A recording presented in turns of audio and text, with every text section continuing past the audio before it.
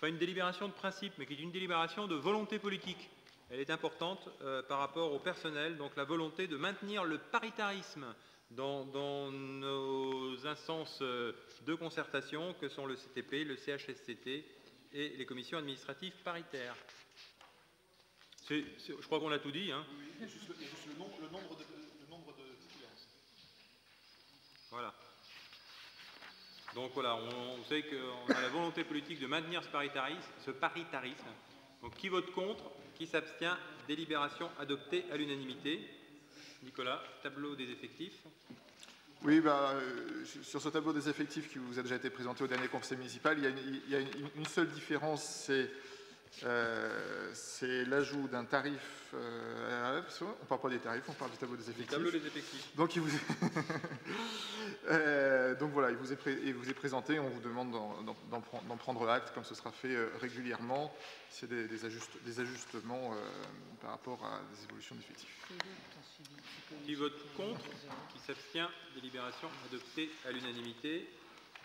Les tarifs des vacations. Voilà, cette fois-ci, les tarifs des vacations, dans lesquels, effectivement, on vous demande juste de valider l'ajout d'un tarif pour le suivi psychologique en cas d'accident de service, qui est fixé à 22,29 € de l'heure, par analogie avec ce qui était déjà fait auparavant pour les psychologues qui intervenaient auprès des assistantes maternelles.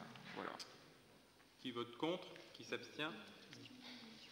Ah pardon, excusez-moi, monsieur Chemin. En fait, on a demandé en commission d'avoir un peu le justificatif des taux horaires, parce que pour certains, on voit que c'est indexé sur un barème, pour d'autres, on ne connaît pas l'origine. Donc effectivement, je vous ai dit que je vous répondrais pour le suivi psychologique, mais je vous ai dit aussi que je ne vous répondrai pas pour tout, parce que ce n'était pas possible dans le délai. C'est plus pour le principe. Par contre, oui, ce sera rebalayé, enfin c'est en cours en fait de rebalayage, parce que aussi il y a un certain nombre de tarifs qui ne sont plus utilisés. On va essayer de mettre un petit peu d'ordre là-dedans. Voilà, il faut qu'on ait de la lisibilité, de la cohérence, et puis on va retoiletter tout ça. Parce qu'une interprète, une hôtesse bilingue, ça coûte moins cher qu'une hôtesse tout court. Donc, on devrait savoir l'origine. On la prend toujours bilingue. C'est juste un détail. C'est pertinent. Ok. En l'état, en attendant le toilettage, donc qui vote contre, qui s'abstient, délibération adoptée à l'unanimité. Délibération importante sur le statut de l'élu local avec la formation. La délibération a surtout l'avantage de reprendre et de vous expliquer le fonctionnement des formations pour les élus. Donc c'est important parce que ça permet aux élus de monter en compétences. Donc pour ce qui est de l'utilisation, si j'ai une réponse à vous apporter, Monsieur Chemin, sur le fait que les pertes de revenus sont compensées dans la limite d'une fois et demie la valeur horaire du salaire minimal de croissance par heure.